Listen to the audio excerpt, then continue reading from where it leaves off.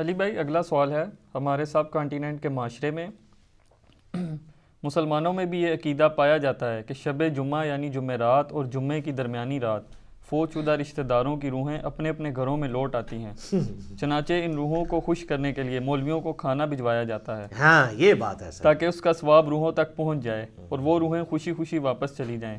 Please اس حوالے سے کوئی شرعی دلیل ہو تو بیان فرما دیں۔ شریعت کا ایسے کیا لینا دینا میرے بھائی، یہ تو بابوں کی کہانی ہے۔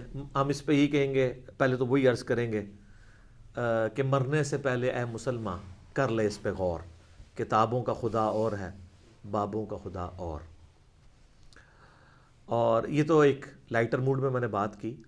سورہ بنی اسرائیل کی آیت نمبر 36 ہے، جو 10 کمانڈمنٹس آئی ہیں ان میں سے 9th کمانڈ ہے، وَلَا تَقْفُ مَا لَيْسَ لَكَ بِهِ عِلْمٌ ان السمع والبصر والفؤاد کل اولئک کان عنہ مسئولا۔ انسان کسی چیز کی پیروی اس وقت تک مت کر جب تک کہ تجھے اس کے بارے میں ڈیفینیٹ علم نہ حاصل ہو جائے۔ بے شک کان، آنکھیں اور عقل، دل یا دماغ، کوئی بھی چیز، اس کے بارے میں تجھ سے پوچھا جائے گا کہ ان 3 انسٹرومنٹس کو استعمال کر کے تم نے حق بات تک پہنچنے کی کوشش کیوں نہیں کی۔ تو مجھے بتائیے کیا ریویلڈ نالج میں جو کتاب و سنت کا علم ہے یا ایکوائرڈ نالج میں کہیں یہ بات ملتی ہے، یہ والی کہانی کہ روحیں واپس آ جاتی ہیں؟ یہ تو ہندوؤں سے مستعار لیا گیا عقیدہ ہے۔ ان کے ہاں یہ آتما کا ایک کانسیپٹ ہے کہ جو بری آتما ہے وہ بھٹکتی رہتی ہے اور اچھی آتما جو ہے وہ پیس کے اندر چلی جاتی ہے۔ وہ تو جناب وہ تو یہ کہتے ہیں زلزلہ بھی آتا ہے، گائے نے ایک سینگ کے اوپر اٹھایا ہوا ہے کیا نام ہے زمین کو، اور جب تھک جاتی دوسرے پہ، تو یہ ساری توہمات ہیں۔ کالی بلی راستہ کاٹ دے نحوست ہے، توہمات ہیں۔ جوتی پہ جوتی چڑھ جائے، سفر لکھا ہوا ہے، توہمات میں سے ہے۔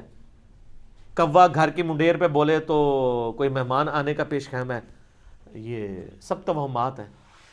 رات کے وقت جھاڑو نہیں دے سکتے، ناخن نہیں کاٹ سکتے، اتنی تہمت پرستی جو ہے وہ چل رہی ہے ہمارے معاشرے کے اندر۔ چونکہ ہم لوگ ہندوؤں کے ساتھ رہے ہیں، لہٰذا یہ ساری باتیں وہیں سے آئی ہیں کہ روحیں واپس آ جاتی ہیں گھروں میں۔ کوئی روح نے ادھر آ کے کیا کرنا ہے، وہ تو سورۃ المطففین میں ہے کہ وہ علیین اور سجین کے اندر ہے۔ نیک روحیں جو ہیں علیین میں، بری جو ہیں سجین کے اندر ہیں۔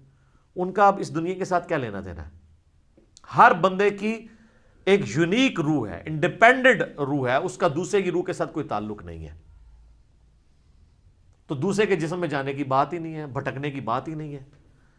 بیسیکلی شیاطین ہیں جو اب چونکہ شیطان جو جنات کے اندر شیطان موجود ہیں ان کو تو ہم لوگ دیکھ نہیں سکتے، تو وہ مختلف قسم کی شکلیں دھار کے پبلکلی آ جاتے ہیں سامنے، تو لوگ سمجھتے ہیں یہ اسی بندے کی کوئی روح آ گئی ہے واپس۔ اس طریقے سے نہیں ہوتا، یہ بالکل جھوٹی باتیں، اسلام کا اس سے کوئی تعلق نہیں ہے۔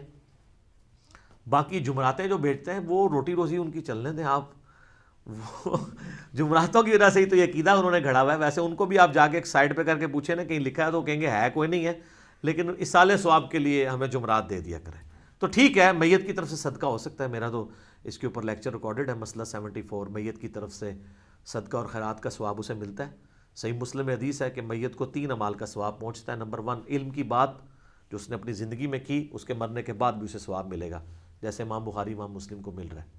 دوسرا صدقہ جاریہ، جو اپنی زندگی میں کوئی نیکی کا کام کیا اس کے بعد بھی جاری رہا، اسے ثواب ملے گا۔ تیسرا نیک اولاد جو اس کے لیے دعا کرتی ہے۔ اور اسی کو سپورٹیو سنن نسائی میں حدیث ہے، بخاری مسلم میں بھی اس کا کچھ حصہ موجود ہے، جو سعد ابن عبادہ سفر میں تھے تو ان کی ماں پیچھے سے فوت ہوگی، ان کا یا رسول اللہ میرا ارادہ ہے کہ میں اس کی طرف سے صدقہ کروں تو اسے ثواب ملے گا۔ آپ نے فرمایا ہاں، تو انہوں نے کنواں کھدوا دیا اور اس کا نام ہی پڑ گیا، یہ ام سعد کا کنواں ہے۔ تو وہ صدقہ اور خیرات کریں، مولویوں کی روٹی روزی لگا کے رکھیں، لیکن باقی ان سے زیادہ حقدار آپ کے غریب رشتہ دار ہیں، غریب ہمسائے ہیں۔ مولوی تو یقین کریں آلموسٹ روزانہ ہی چھوٹا گوشت کھا رہے ہوتے ہیں، وہاں لوگ بکرے دے کے جاتے ہیں۔ غریب رشتہ داروں کو کوئی جو ہے ایک چھٹانگ چھوٹا گوشت لے کے دینے کے لیے تیار نہیں ہے، اور یہ لوگ عیاشی کی زندگی گزار رہے ہوتے ہیں۔ آپ ان سے پوچھیں، وہ کہتے ہیں دیکھیں یہی تو برکت ہے، ہم نے علم دین حاصل کیا تھا تو ہم کھا رہے ہیں۔ یہ لادہ بات ہے کہ قرآن میں آتا ہے کہ اللہ کے نیک بندوں کی نشانی ہے جو اپنے مال میں سے دیے ہوا اللہ کی راہ میں خرچ کرتے ہیں، لوگوں کا دیا ہوا اپنے اوپر خرچ نہیں کرتے۔ بالکل 180 ڈگری ہے، لیکن قرآن پڑھا ہو تو پھر پتہ ہونا ان کو۔ بھالے اس کا جواز موجود ہے، یعنی غریبوں کو چاہے وہ علماء کرام ہوں یا ائمہ مساجد ہوں آپ کھلا سکتے ہیں، لیکن یہ جو عقیدہ وابستہ کیا ہوا نا بالکل جھوٹا عقیدہ ہے۔ قرآن تو بالکل اپنے مقدمے میں واضح ہے، سورہ یاسین کے اندر اللہ تعالیٰ نے واضح طور پہ فرمایا، آپ سورہ یاسین 22ویں پارے سے شروع ہو کے 23ویں میں ختم ہوتی ہے، تو آپ پہلے ہی صفحہ جو ہے نا 23ویں صفحے کا، اس میں اللہ تبارک و تعالیٰ نے فرمایا، آیت نمبر ہے 31، الم یروا کم اہلکنا قبلہم من القرون انہم الیہم لا یرجعون، کیا انہوں نے نہیں دیکھا کہ ہم نے ان سے پہلے کتنی امتیں ہلاک کر دی ہیں، وہ اب کبھی بھی واپس دنیا میں لوٹ کے نہیں آنے والی۔ وَإِن كُلٌّ لَمَّا جَمِيعٌ لَدَيْنَا مُحْضَرُونَ، اور ان سب کے سب لوگوں کو اللہ تعالیٰ کے حضور جمع کر کے حاضر کیا جائے گا، یعنی قیامت سے پہلے وہ دنیا میں نہیں آ سکتے۔ اور جناب جو سورۃ الواقعہ کی رکت انگیز آیات ہے نا، سورۃ الواقعہ پارہ نمبر 27 میں بالکل اینڈ پہ جا کے سیکنڈ لاسٹ سورت آتی ہے، اس میں اللہ تبارک و تعالیٰ نے اس ٹروتھ کو ریویل کیا ہے۔ اللہ تعالیٰ فرماتا ہے فلولا اذا بلغت الحلقوم، تو کیوں نہیں ہوتا کہ جب روح جو ہے وہ گلے میں جا کے اٹک جاتی ہے، یعنی کسی کی موت کا وقت آ جاتا ہے، نزع کا وقت، وَأَنْتُمْ حِينَئِذٍ تَنْظُرُونَ، اور تم اس وقت وہاں پہ موجود یہ سب کچھ دیکھ رہے ہوتے ہو کہ ایک بندے کی روح نکل رہی ہے، تو روح واپس کیوں نہیں لا سکتے؟ وہ آگے ذکر آئے گا اس کا، وَنَحْنُ أَقْرَبُ إِلَيْهِ مِنْكُمْ وَلَكِنْ لَا تُبْصِرُونَ، اور ہم مرنے والے کے تم سے بھی زیادہ قریب ہوتے ہیں لیکن تمہیں نظر نہیں آ رہے ہوتے۔ ظاہر ہے اللہ اپنی شان کے لائق، نحن اقرب الیہ من حبل الورید، وہ ہماری رگے جان سے بھی زیادہ قریب ہے۔ فلولا ان کنتم غیر مدینین، تو تم کیوں نہیں جو ہے وہ بدلے دکھ کے دین کے معاملے میں کوئی اسکیپ روٹ کیوں نہیں اختیار کر لیتے؟ کہاں بھاگ کے جا سکتے ہو تم؟ ترجعونہا ان کنتم صادقین، تو لوٹا لو نا اس کی روح اگر تم سچے ہو تو، مرے ہوئے کو واپس لے آؤ۔ تو یہ اللہ تعالیٰ نے بیسیکلی اس کا کانٹیکسٹ یہ چل رہا ہے کہ اللہ تعالیٰ یہ بتا رہا ہے کہ اس کائنات کا کریٹر میں ہوں، زندگی موت کا مالک میں ہوں، اگر تم سمجھتے ہو یہ تمہارے اختیار میں ہے تو جو مر رہا ہوتا ہے اس وقت تم بھی کس پرسی کے ساتھ پاس ہی کھڑے ہوتے ہو، تو اس کی روح کیوں نہیں لوٹا لیتے؟ یہ بھی اس کے ثبوت میں ہے کہ جو بندہ مر گیا وہ اب دنیا میں واپس نہیں آئے گا، یہ بالکل اجماعی عقیدہ ہے، اس کے خلاف کوئی عقیدہ رکھتا ہے تو وہ کفری ہے۔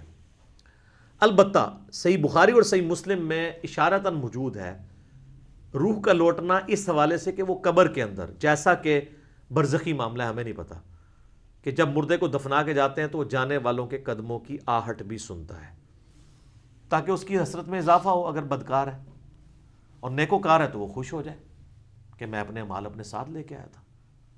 وہ تو بخاری میں آتا ہے میت اپنی چارپائی پہ کلام کرتی ہے دفنانے سے پہلے، جن و انس کے سوا ساری مخلوقات سنتی ہیں، کیونکہ وہ مکلف ہے نا، شریعت کے مکلف ہے نا، اور اگر یہ سن لیں تو بے ہوش ہو جائیں۔ وہ کہتی ہے مجھے کدھر لے کے جا رہے ہو، اور نیک میت کہتی ہے مجھے جلدی جلدی اس طرف لے جاؤ۔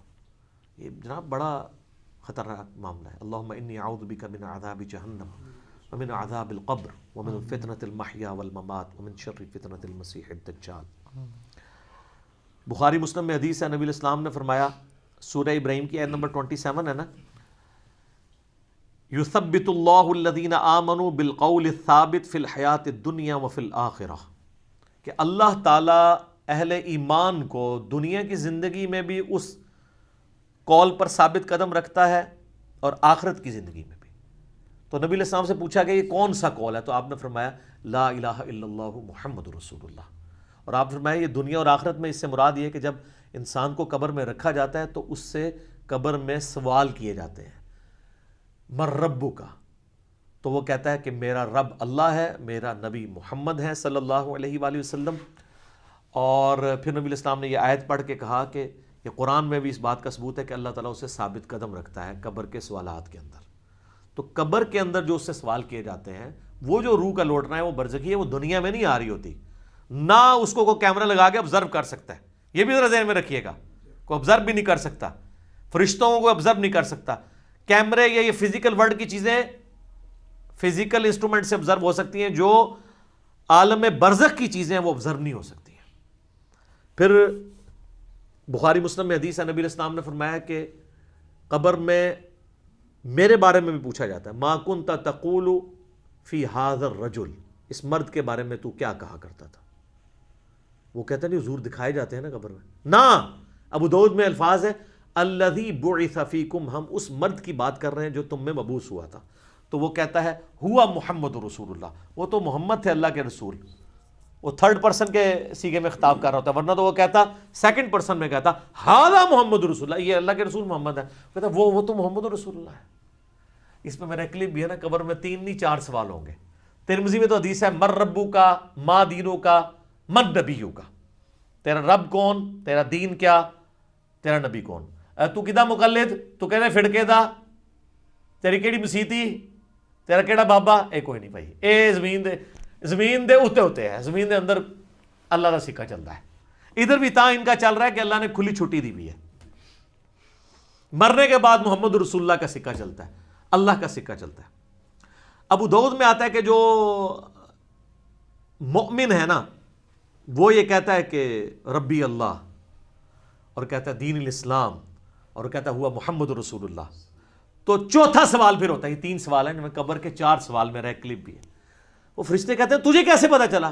وہ کہتا ہے میں نے اللہ کی کتاب پڑھی تو میں نبی علیہ السلام پہ ایمان لایا، ان کے سچ ہونے کی تصدیق کی، تو پھر اس کے لیے جنت کی کھڑکی کھول دی جاتی ہے۔ یہ چوتھا سوال ہے کہ اسے پتہ، تو جنہیں کتاب پڑھی نہیں اور وہ حافظ قرآن علی نہیں پڑھتا، ترجمے نال پڑھ رہا ہے، تائیں انہوں پتہ لگتا ہے نا کہ وچ کے لکھے ہے، ورنہ تو نہیں پتہ چلے گا۔ اور بخاری میں ہے کہ منافق سے جب سوال ہوتے ہیں تو ہر سوال کے جواب میں کہتا ہے لا ادری لا ادری، ہائے آتا لا ادری لا ادری، ہائے افسوس مجھے کچھ پتہ نہیں ہے، بولے اعوذ باللہ تعالی۔ تو فرشتے اسے تو چوتھا سوال پھر کرتے ہیں، جب وہ کہتا ہے نا مجھے کچھ پتہ نہیں، تو وہ پھر کہتا ہے کہ میں تو وہی کہتا تھا جو لوگ کہتے تھے، سن سنا کے سنی، یعنی ہم تو شروع سے ہی یہ ہیں، ہم تو شروع سے ہی یہاں آج مانتے ہیں، میں تو یہی کہتا تھا۔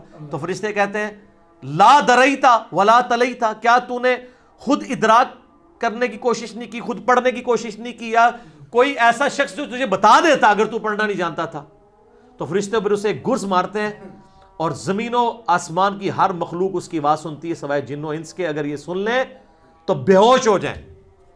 اور حقیقت بات ہے کہ آپ اتنے بڑے بڑے جو بزرگ دفنا کے آتے ہیں نا، ان کے گرز کی آواز اگر آپ کو آئے نا تو رحمت اللہ علیہ کہنا چھوڑ دو تسی، یہ شکر اللہ نے پردہ رکھا ہوا، باہر آواز نہیں آتی ہے۔ تو یہاں پہ روحوں والا معاملہ ہے، لیکن وہ بھی اب روحوں کے ساتھ ساتھ آپ نے کتنے بزرگوں کو بیچ میں جو ہے وہ نکلوا دیا، لیکن یہ حقیقت ہے، یہ کتابوں کا دین ہے جی، یہ بابوں کا دین نہیں ہے۔